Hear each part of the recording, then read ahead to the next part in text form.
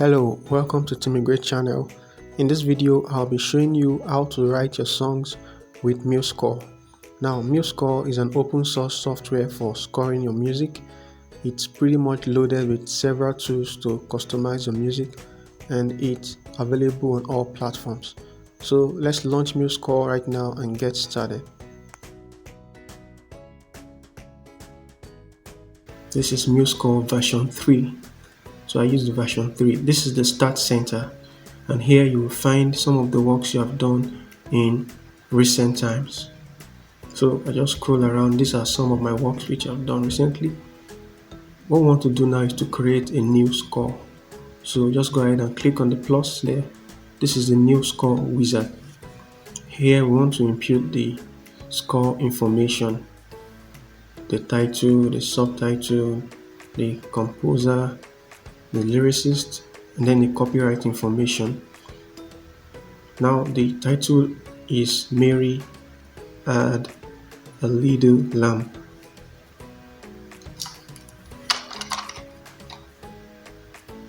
Subtitle, well, in this case not applicable. We move on to the composer. Now the composer or the songwriter of this song is John Ralston. That's John Ralston. And the lyricist, since John Ralston is the songwriter, he maintains that position as well. However, you can confirm these details when writing any song and be sure you might have different personalities. Now the copyright information, let's just say 2020. Yeah, just to add a date for this score we're writing. So now we can click on next. Okay, here we want to choose the kind of instrument to work with. You have different kind of staves and clefs to select here, but we'll be working with the treble clef. So you can see it in the preview right there, but you have other clefs as well. You have the choral, you have the chamber music, you have solo, you have jazz, you have popular, brass and percussion, and orchestral. So you see the preview when you click on any of the staves.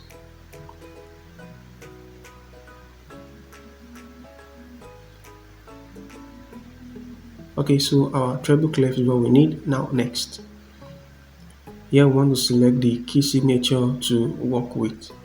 Now it's very important to consider the range of notes you have in the song you're writing, so that gives you an idea of what key to choose. But for this case, we're going to work with the key of G.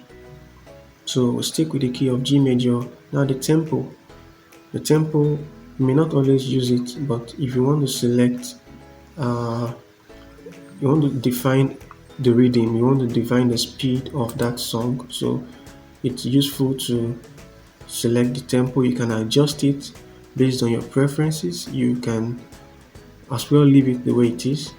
Next, here we want to choose the time signature for our song. So in the time signature, this song is basically a 4/4 song. It's a common time song. So however, you can adjust this. You can select an entirely different time signature based on the song you're working on. You can leave this unchanged. This is 4/4. We click on finish. Okay, now you have the workspace to write your song. So it comes with rest by default. You just have to enter your notes. On the left hand side there, you have a host of tools to work with. You have symbols for the clefs.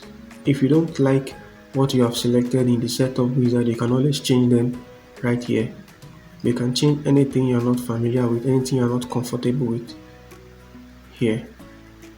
Okay, so I can select, can hold, click on the first bar and then hold the shift, click on the last bar to select. So you can change the key signature. You can change anything you want to change. You can also change the time signature. Of course, in this case, I don't need it, so I just revert back to the initial key signature. Okay, so To enter your note, you have to click on that symbol right there, enter note with mouse or keyboard. So you can start entering your notes right away. So this song starts with the 8th note. So I'm just going to click on the 8th note, and you can see that 4 in bracket tells you that you can as well input your notes with your keyboard. So I can press 4 on my keyboard to enter the notes. Alright, so when I press 4, I can enter the note. The same thing if I want to use the quarter note or the crotchet, I can press 5 on my keyboard. Also, if I want to use the half note, the meaning, I simply press 6, and it goes on like that. So the 8th note now, and we get started.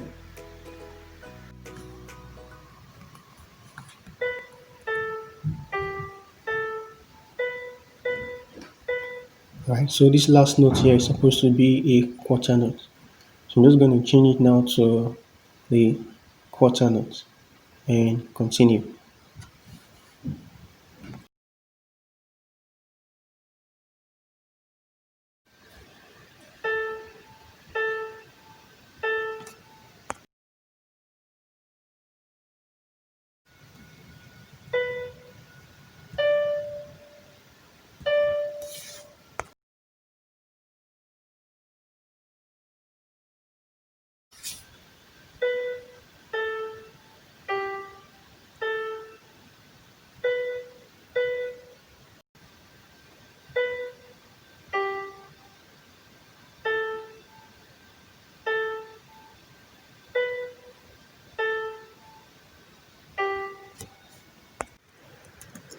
Okay, so you realize that we really do not need all these extra measures, so we can just select them, select everything, and head across to the tools and click on remove selected range. Now there's a shortcut to doing this, Ctrl plus delete, as you can see right there. So you can press that on your keyboard and to perform the same function. So that's gone, and we're left with what we have now. So I have this is what we've written, and I recommend that you listen to your score. So after writing some 3 to 5 measures, it's very important to play back what you've written. That way you easily pick up and correct any error that has occurred in the course of writing your song, rather than waiting until you have written 10, 20 measures and then it becomes difficult to trace the error. So it's very important to play back after writing a couple of measures. So I'm going to bring out the play panel now. From the view, you can bring up your piano keyboard if you need that, and of course our play panel. So it appears like this on your right hand side, and right there you can adjust the playback speed, you can adjust the tempo, you can do a couple of things here. So notice this is 120 BPM. Okay, I can change it here, but it doesn't necessarily change on my score. It just allows me to play at my convenient pace.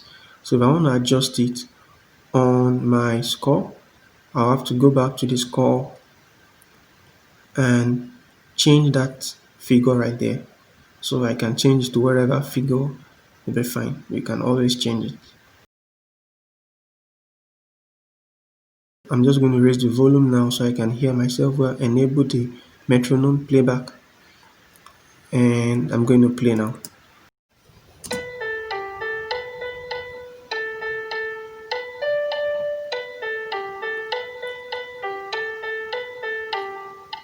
Hear that again.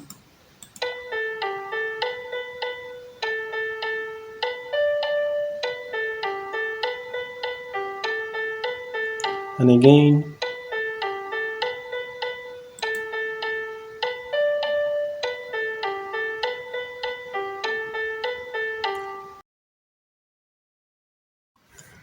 Good. So you've seen me check this box right here. This is called toggle loop playback. So when you select it, what it does is that it allows you to repeat your playback. So when you click on it, you're going to see these two blue signs at the beginning and the end of your piece. So that will be all for this video. This is the first video in this series. In the next video, I'll be showing you how to add lyrics to the notes we've written on MuseScore. So kindly hit the like button if you enjoyed this video. Please share with your friends and your network, and subscribe to this channel. See you in the next video.